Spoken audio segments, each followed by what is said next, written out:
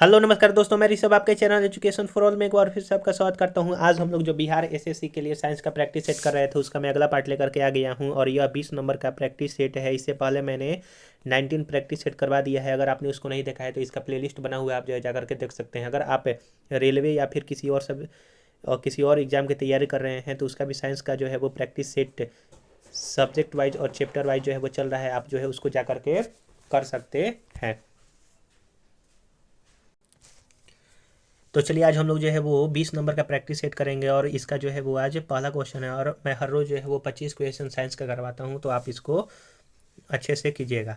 Question है कि प्रकाश पहला क्वेश्चन है कि प्रकाशिकी में यू भी एवं एफ के बीच में जो है वो संबंध क्या होता है। तो यू बी और एफ के बीच में जो है वो संबंध होता है कि 1/f बराबर 1/v प्लस 1/u, यानी कि ऑप्शन नंबर ए जो है आपका सही आंसर हो जाएगा। इसी को जो है वो आपका मिरर फार्मूला यानी कि दर्पण फार्मूला जो है वो कहा जाता है, आप ये याद रखिएगा। एफ जो होता है वो यू जो होता है वो इमेज ऑफ ऑब्जेक्ट होता है, भी जो होता है ऑब्जेक्ट होता है, भी जो होता है वो इमेज होता है और एफ जो होता है आपका फोकल लेंथ होता है, आप ये याद रखिएगा। अगला क्वेश्चन है आपका कि प्रत्येक प्रत्येक 10 ओम मान के दो प्रतिरोधकों के समांतर में जोड़े जाने से संयोजन प्रभावी जो मान होगा आपका कितना होगा। यानी कि दो आपका प्रतिरोध है जिसका जो है वो 10 और 10 ओम का जो है वो दो प्रतिरोध है, इसको जो है वो पैरेलल में लगाया गया है। तो इसका फॉर्मूला हो जाएगा 1/r equivalent is equal to 1/r1 plus 1/r2 होता है। तो इस पर जब हम लोग सॉल्व करेंगे तो इसका वैल्यू 1/10 प्लस 1/10 यानी कि 10 आपका एलसीएम हो जाएगा और 1 + 1 यानी कि 2, 1/5 हो जाएगा। यानी कि 1/r इक्विवेलेंट अब आपका आया 1/5, वहीं r इक्विवेलेंट जो है वो आपका 5 आंसर आ जाएगा। यानी कि ऑप्शन नंबर बी जो है वो सही आंसर हो जाएगा। यहीं अगर आपका सीरीज में रहता तो 10 + 10 जो है हम लोग जोड़ देते तो 20 ओम जो है वो हमारा r इक्विवेलेंट आ जाता है अगर सीरीज में रहता तो।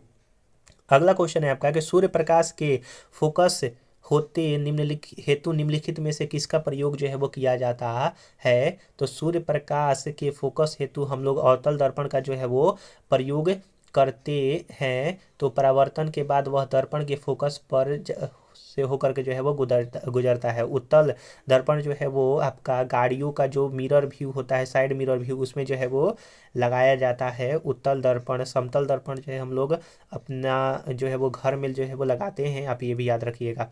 अगला क्वेश्चन है कि गुरुत्वीय नियतांक यानी कि कैपिटल जी का जो है वो मान कितना होता है। तो 6.67 इंटू 10⁻11 न्यूटन मीटर स्क्वायर पर के जी स्क्वायर जो होता है इसका वैल्यू होता है। और कैपिटल जी का मान जो होता है वो एफ आर स्क्वायर बटा में m1 इंटू m2 होता है, आप ये याद रखिएगा। और ये गुरुत्वाकर्षण नियतांक इसको कहा जाता है। क्वेश्चन नंबर अगला है आपका कि केपलर के ग्रहीय गति का प्रथम नियम के अनुसार ग्रह की गति जो है वो कैसी होती है। तो ग्रह की गति जो है वो दीर्घ वृत्तीय कक्षाओं में जो है वो गति करती है। केपलर ने जो है वो आपका 3 नियम दिया था, उसमें से पहला नियम जो कहता है कि जो आपका ग्रह है वो सूर्य अगर ये है तो सूर्य के चारों तरफ जो है वो इलिप्टिकल पाथ यानी कि दीर्घ वृत्ताकार पथ पर जो है वो आपका करता है, आप ये याद रखिएगा। अगला क्वेश्चन है आपका कि प्रकाश तरंग सिद्धांत को किसने प्रतिपादित किया था। तो प्रकाश तरंग सिद्धांत को जो है वो आपका किसने प्रतिपादित किया था। तो हाइगेंस ने, यानी कि ऑप्शन नंबर ए जो है वो आपका सही आंसर हो जाएगा। न्यूटन का जो है वो आपका मोशन से संबंधित नियम है। क्वेश्चन नंबर 57 है जो आपका सिंप्लीफिकेशन का है और इसका जो है वो मैं आंसर बतला देता हूँ। तो इसका 3/7 आएगा, आप इसको सॉल्व कर लीजिएगा बोर्ड मास के अनुसार। अगला है कि भारत द्वारा प्रक्षेपित प्रथम उपग्रह था वो कौन था। तो भारत के द्वारा जो प्रथम उपग्रह जो है वो प्रक्षेपित किया गया था वो 19 अप्रैल 1975 में किया गया था और इसका नाम जो है वो आपका आर्यभट्ट था, आप ये याद रखिएगा। आर्यभट्ट था। 360 किलोग्राम वाले इस उपग्रह का प्रक्षेपण रूस रॉकेट प्रक्षेपण स्थान कॉस्मोड्रोम यानी कि पूर्व सोवियत संघ से जो है आपका हुआ था। यानी कि जो पहला भारत का 1975 में उपग्रह लॉन्च किया गया था, वो सोवियत संघ के जो है वो मदद से किया गया था, जो कि आज के वर्तमान में रूस कहा जाता है। रूस का विघटन यानी कि सोवियत संघ का विघटन जो है वो 1991 में किया गया था, जिसमें से जो है वो आपका 15 देश टूट करके जो है वो निकले थे। अगला क्वेश्चन है आपका कि वाट जो है वो वोल्ट इंटू किसके बराबर होता है? तो जो आपका वाट होता है वो वोल्ट इंटू एम्पियर के जो है वो बराबर होता है। वाट जो है वो पावर की इकाई होती है, आप ये भी याद रखिएगा। अगला क्वेश्चन है कि चंद्र ग्रहण होता है कब? यानी कि चंद्र ग्रहण कब होता है? तो पृथ्वी सूर्य और चंद्रमा के बीच आ जाती है, यानी कि जब पृथ्वी सूर्य और चंद्रमा के बीच में, यानी कि चंद्रमा सूर्य एवं पृथ्वी सूर्य और चंद्रमा के बीच में आ जाती है, यानी कि ऑप्शन नंबर बी जो है आपका सही आंसर हो जाएगा। यानी कि जब पृथ्वी सूर्य और चंद्रमा के बीच में आ जाएगा तो चंद्र ग्रहण रहेगा, और जब चंद्रमा सूर्य और पृथ्वी के बीच में आ जाता है तो उसको सूर्य ग्रहण कहा जाता है। और ये भी याद रखिएगा कि जो सूर्य ग्रहण होता है वो अमावस्या का दिन लगता है, और आपका चंद्र ग्रहण जो लगता है वो आपका पूर्णिमा का दिन लगता है, आप ये भी याद रखिएगा। अगला क्वेश्चन है आपका क्वेश्चन नंबर 63 है कि 2 किलोग्राम तांबा का 303 केल्विन से 353 केल्विन तक तापक्रम बढ़ाने के लिए आवश्यक ऊष्मा आपका कितना होगा? तो यह जो है आवश्यक ऊष्मा जो है आपका 38,500 जो है वो आपका होगा।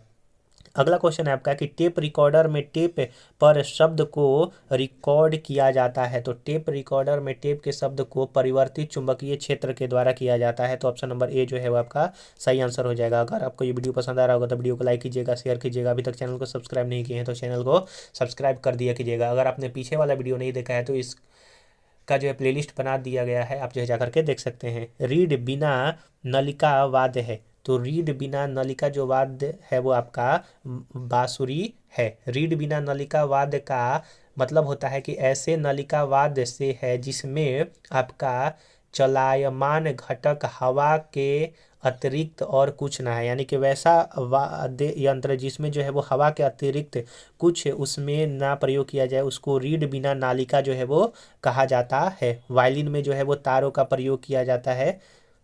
अगला क्वेश्चन है आपका कि वेकेलाइट फिल द ब्लैंक से उपलब्ध किया जाता है। तो वेकेलाइट जो होता है वो आपका किससे किया जाता है? तो फिनॉल फॉर्मल्डिहाइड से जो है वो किया जाता है। तो फिनॉल एवं फॉर्मल्डिहाइड से किया जाता है। ऑप्शन नंबर बी जो है आपका सही आंसर हो जाएगा। अगला क्वेश्चन है आपका 67 नंबर का, हाइड्रोजन की द्रव्यमान संख्या जो है वो कितना होता है? तो हाइड्रोजन का द्रव्यमान संख्या जो है वो 1 होता है। हाइड्रोजन के जो है वो आपका 3 आइसोटॉप्स होते हैं। हाइड्रोजन ही एक ऐसा तत्व है जिसमें न्यूट्रॉनों की संख्या जो है वो 0 होती है। अगला है कि सोडा वाटर की प्रस्तुति में कौन सा गैस का प्रयोग जो है वो किया जाता है? तो सोडा वाटर में जो है आपका किस गैस का प्रयोग किया जाता है? तो कार्बन डाइऑक्साइड का, यानी कि CO2 का जो है वो सोडा वाटर में, या फिर जो आप कोल्ड ड्रिंक वगैरह पीते हैं उसमें भी जो है वो जो क्या बोलते हैं गाज बन करके बाहर निकलता है, तो वो जो है कार्बन डाइऑक्साइड के चलते ही होता है।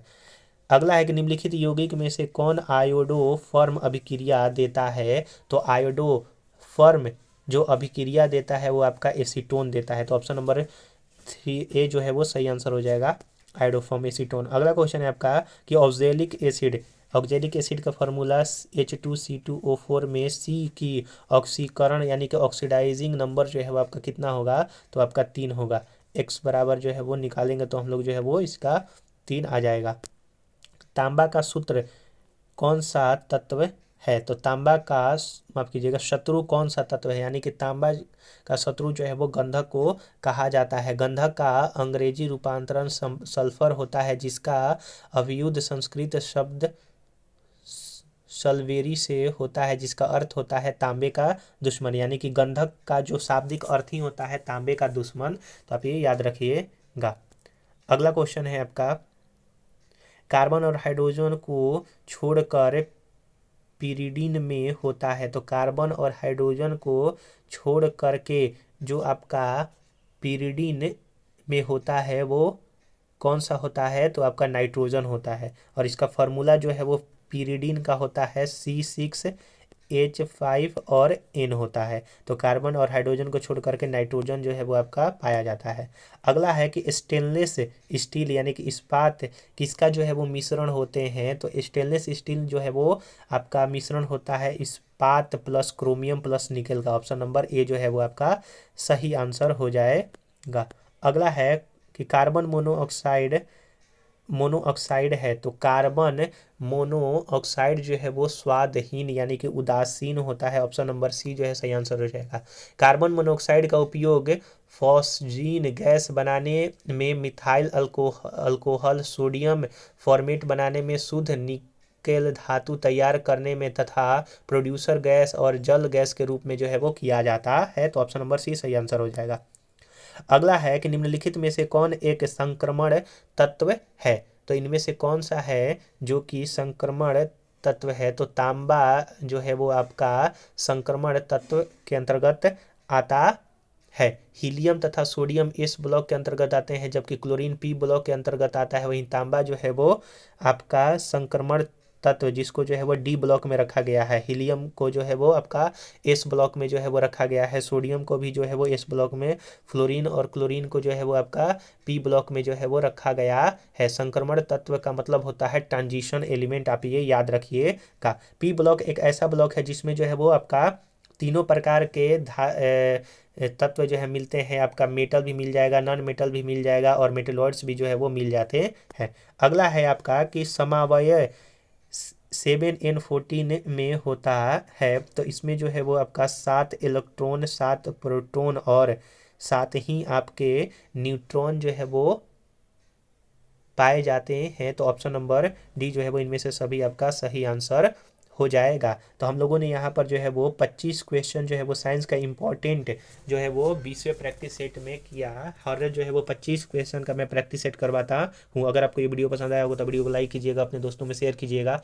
अभी तक चैनल को सब्सक्राइब नहीं किए हैं तो मैं आपसे निवेदन करता हूँ कि मैं जब इतना मेहनत करता हूँ तो आप जो है सिर्फ चैनल को सब्सक्राइब और शेयर जरूर से ज़रूर कीजिए। अगर आप किसी और सब्जेक्ट की तैयारी करना चाहते हैं तो सबका प्लेलिस्ट बना हुआ है, आप जो है जा करके देख सकते हैं। तो चलिए हम लोग जो है अगले वीडियो मिलेंगे, तब तक के लिए नमस्कार।